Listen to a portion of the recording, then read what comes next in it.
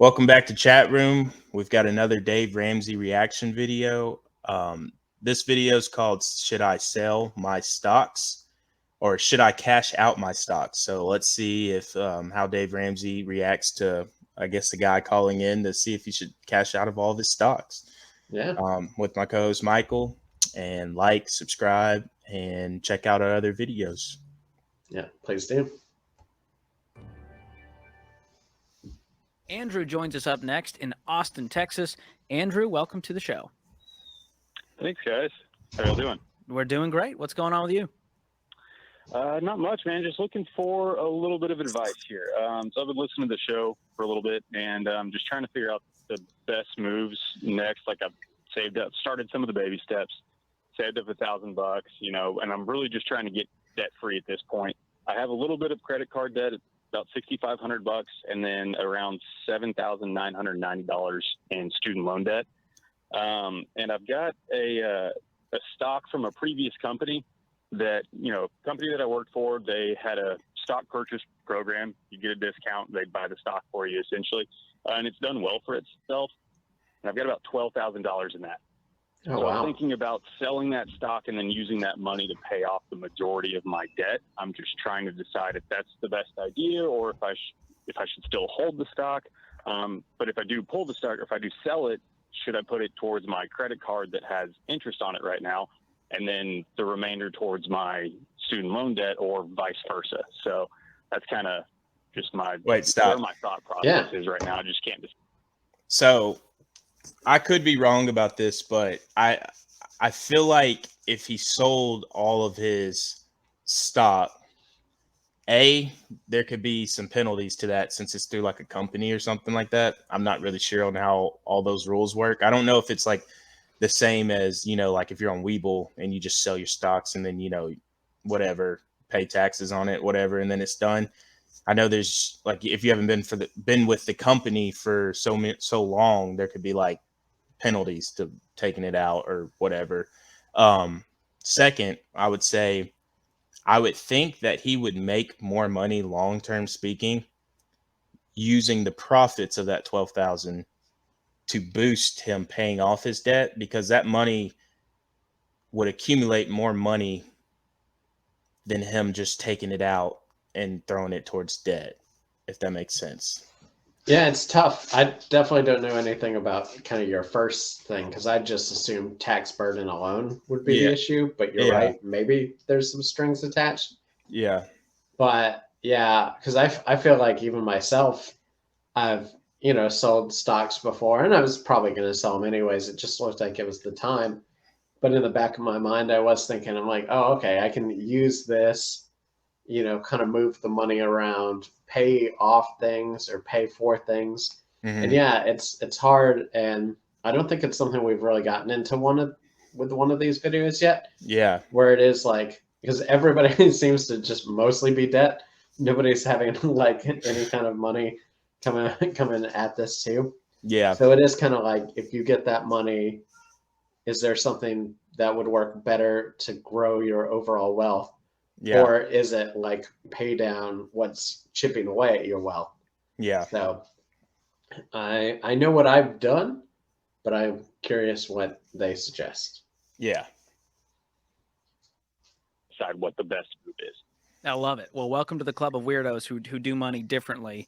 And one of those things is cashing out those stocks. Now, beware, you want to work with a tax pro. There's going to be a tax implication here on the gains.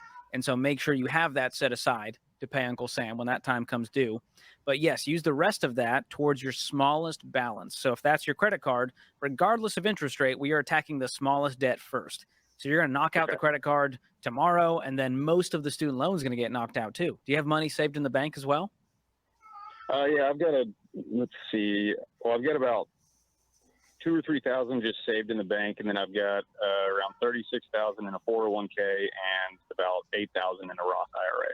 Okay. So I haven't done. Okay, stop the video. But I'm just trying to knock out the.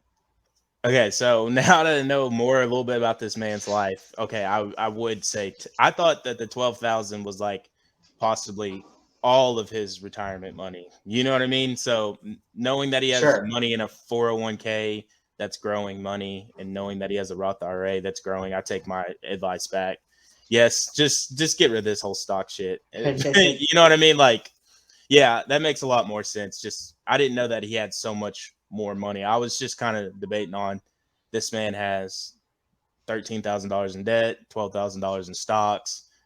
Which do you do? I was going to be like, okay, suck it up, pay it back, and let your 12,000 do its thing. But now that I know a little bit more, and he's got money growing in other places, Yeah, I would definitely get rid of the stock stuff and just knock out all of your debt, or at least majority of it. yeah. I think I would be even have been inclined to do that before, anyways, because I've definitely known people that have cashed out like their full stock portfolio, including Yeah. retirement, Yeah, as they've been in a bind, and that definitely feels more negative. But if it's just one company's stocks, even if that company has done well, you never know if that could take a turn. yeah, So if he's riding high on that stock, then that does seem good. But you're right. I mean, with so many of these phone calls in, it always feels like a lot of our initial reaction is like, well, we don't know because we know so little. hmm And then as the call goes on, then we get the fuller picture, and it's like, oh, okay. now we can answer it. And I'm right, sure that's kind of what the hosts are thinking too. I mean, they've probably got their idea, but having that additional information. right. So yeah, I think we're kind of, and it sounds like with them, we're kind of in agreement where it's like, oh, you can do that. You can take the tax liability. Actually, having student debt means that they're probably going to get some savings on their tax anyways. Having retirement, that's more savings. So even with $12,000, they may not actually get hit as badly as it seems, as long as they've had that stock for longer than a year. hmm So yeah, Yeah. seems like that's probably the smart move. And also, I think they said his student debt was the higher amount. I would pay that first, just based off of like, down the road. I like to think in the future for some odd reason, but you can't really bankrupt student debt or anything. Like you can't just hit a reset button with student loans and stuff. So I would just kind of get that out of your hair. Yeah, and obviously, because again, we've done this for a little bit now, so I was kind of thinking if they were going to suggest it, they would suggest target the credit card first. Yeah. But yeah, it depends because they're not taking into account interest. I Yeah. think their whole strategy, because I've looked this up for my own, like debt stuff and trying to figure out like, oh, what's better to pay. Mhm. And their thing is, I think the gratification of seeing a debt disappear. Yeah. And I get Paying that. that off. Yeah. And you're saying for you, it's more, yeah, do the do the one that, yeah, would kind of be the albatross in your neck for longer if you didn't Yeah. pay it. Yeah. You cannot get rid of it. Like there's no possible way. Also, you would still see it in that formula. You would still, because I think he has 6,000 and then like 7 or 8,000 in the other Yeah. debt. So you'd still see one disappear. Yeah. Oh, and honestly, most of the other would be gone. So Yeah. either way, he's in a pretty good position. Yeah. So Yeah.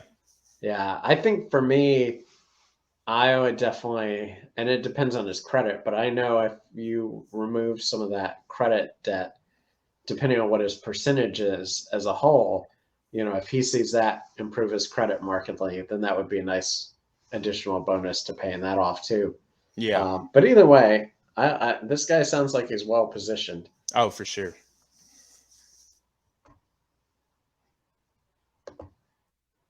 The debt so I can save more. Yeah. Well, definitely do not touch any retirement accounts. Don't pull any money out of that. But these stocks sound like they're outside of retirement, correct? Correct. Yeah, Okay. they were just it was just an offering from the company and an additional benefit essentially that I was like, I can save up for this. It'll be money pulled out of my paycheck that I won't see. I won't miss it, and then hopefully it'll work out. And the stock has gone from, at certain times it was bought at around $120 a share, and now it's around $350 a share. I'm cashing out done while the getting's really good, well, man. and Because Yeah, 3 I'm weeks from just now, like- you're going to say, I'm going to hold it just to see what happens. And then for some reason it tanks, and all of a sudden your debt-free date just got pushed out. So we tell anyone, if you've got Exactly. volatile things like crypto, single stocks, and you've got debt, just cash it out, man. You can't beat the feeling of it. You're going to get there so fast. You're almost there. If you cash everything out of the bank except for that 1,000 for your starter emergency fund, cash out the stocks, throw all of that on it, you're going to be like pennies away from debt freedom. Yeah, and that's kind of where my head was at, and I just was like, I just didn't know the best way to to go about it. But yeah, real close and just want to be done with the credit card and the student loan debt. Be done. Never look back and cut up those cards, close the accounts. You will not miss it, man. I'm telling you right now. Yeah, I can totally get that feeling because having paid off stuff, you do get such a such a thrill, and that's kind of went the route I thought. Mentioning again the volatility of the stock, the 120 to 350. Yeah, that's because a lot of those stock programs don't work out. I've known people that have had stock in companies that now are, if they're not bankrupt, they're essentially on their last legs. And I'm sure in their heyday when they got hired by them, they were like, "Oh, this is great. I own Blockbuster stock. I'm gonna do well." Yeah. Or I was gifted as a child TCBY stock. You're young enough. I might even have to explain what TCBY is to you, John. Yeah, I don't know what it is. It was a yogurt place back when yogurt was king. And I was like, "Oh, this is great. This stock's gonna last me forever." Yeah. No. So yeah, man, I wish I had one that did as well as his, just like alone. Oh yeah. So, but yeah, that seemed all good, and I'm just a little envious, if nothing else. Yeah.